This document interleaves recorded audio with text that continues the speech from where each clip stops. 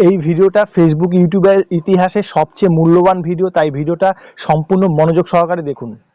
দেখুন, ৯৯% মানুষ জীবনে বেশি টাকা উপার্জন করতে পারে না কেন, অথবা ৯৯% মানুষ সারা জীবন গরিব হয়ে থেকে যায় কেন, তারা ধনী হতে পারে না কেন। দেখুন, মানুষ টাকা উপার্জন করছে কিন্তু তারা টাকা বাঁচাতে পারছে না।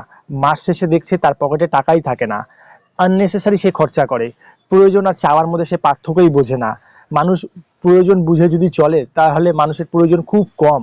মানুষ নিজের চাওয়াগুলোকে দিনের পর দিন এত বাড়িয়ে তুলছে, অন্যের দেখাদেখি মানুষ তুলনা করতে গিয়ে নিজের উপার্জন ভুলে এত ফালতু খরচা করে বসছে, যার কারণে তার পকেটে মাস শেষে টাকাই থাকে না। আর সবচেয়ে বড় কথা হলো, মানুষ একটা মাত্র উপার্জনের উৎসের উপর নির্ভরশীল থাকছে।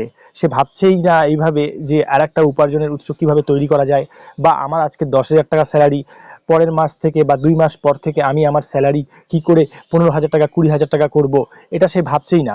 চাকরি করার সাথে সাথেও যে সাইডে কিছু শুরু করা যায়, বা সাইডেও যে ব্যবসা করা যায়, বা সাইড থেকেও যে টাকা উপার্জন করা যায়, সেটা সে ভাবছেই না।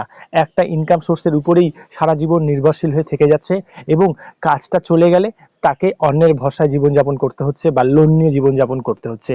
ভারতের ৬৭% মানুষ লোন নিয়ে জীবনযাপন করে, এবং ভারতে 10% মানুষ আছে যারা মাসে ২৫,০০০ টাকা উপার্জন করে। তাই বন্ধুরা, সময় থাকতে নিজের ভালো নিজে বুঝতে শিখুন, এবং উপার্জনের উৎস বাড়াতে শিখুন, এবং নিজের জন্য প্রতি মাসে 5% হোক বা 10% হোক টাকা বাঁচিয়ে রাখুন। কারণ আপনি যদি টাকা না বাঁচান তাহলে খারাপ সময় আপনাকে অন্যের কাছে হাত পাততে হবে, এবং আপনি যদি টাকা বাঁচান তাহলে সেই টাকাই আপনাকে খারাপ সময়ে সাহায্য করবে।